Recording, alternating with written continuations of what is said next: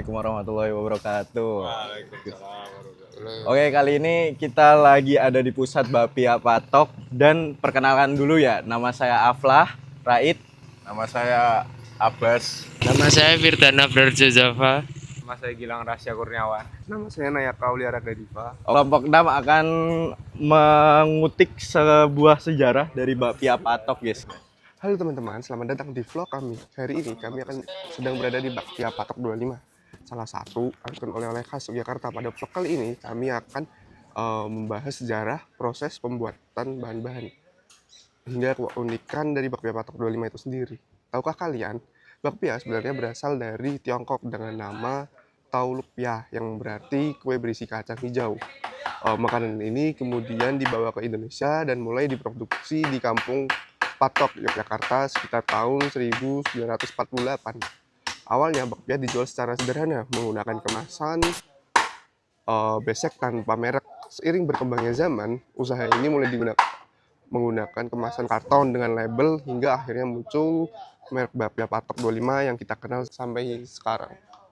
Aku akan ngasih tahu ke kalian untuk bahan-bahannya terlebih dahulu gitu kan. Nah, bakpia itu ada terkait tepung terigu, habis itu juga minyak, gula gitu kan.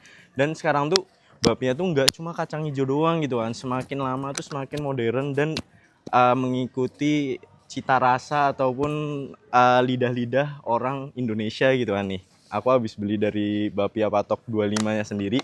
Ini ada rasa coklat keju, habis itu sekarang tuh ada coklat lumernya juga, habis itu ada keju lumernya gitu kan.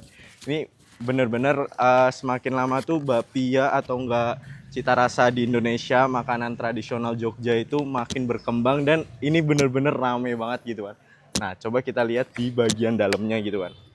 Walaupun di hari Jumat gitu kan, ini tetap banyak banget pengunjung dan emang bener-bener makanan khas Jogja itu emang enak-enak gitu kan. Apalagi bakpia yang abis kubeli ini nih.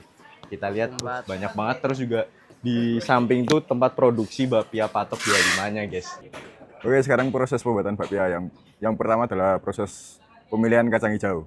Kacang hijau dipilih agar kualitasnya tetap baik. Terus setelah kacang hijau dipilih, terus step selanjutnya adalah dicuci, terus direndam lalu dikukus hingga matang untuk isian. Terus selanjutnya kacang hijau yang sudah baik dan diproses dan dengan bagus, kacang hijau digiling dengan halus dan dimasak dengan gula hingga menjadi isian untuk isian kumbu bakpia yang satu butir itu.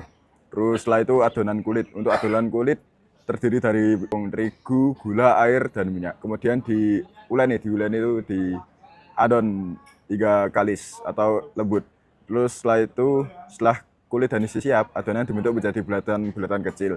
Kemudian dipanggang hingga matang. Tahap terakhir adalah proses pengemasan agar bakpia tetap segar saat sampai ke tangan konsumen. Oke, jadi ini adalah tempat pembuatan bakpia untuk yang langsung di pabriknya ya. Agar ini adalah proses pembuatan yang masih menggunakan tenaga lokal atau ya tenaga warga masyarakat sekitar agar juga mendukung ekonomi warga lokal. Nah, sekarang saya akan menjelaskan tentang keunikan Bapia Patok sendiri. Nah, yang membuat Bapia Patok 25 itu berbeda adalah komitmennya untuk ya selalu menyajikan produk yang baru, hangat. Jumlah produksi juga disesuaikan setiap hari sesuai dengan permintaan konsumen agar tetap terjaga. Pada hari biasanya dia memproduksi 5-7 adonan dan ketika saat liburan dia bisa memproduksi 10-15 adonan. Selain itu perusahaan juga menjaga kualitas produk melalui pengawasan dengan bahan baku hingga penyortiran bakpia yang sudah matang dan yang belum. Dan jika ada bakpia yang gosong atau kurang produksinya, dia tidak akan menjual produk tersebut. Oke, selain menjual bakpia, toko Bapia Patok juga menyediakan berbagai oleh-oleh khas Yogyakarta lainnya seperti yangko, geplak, wingko babat, dan lain-lainnya.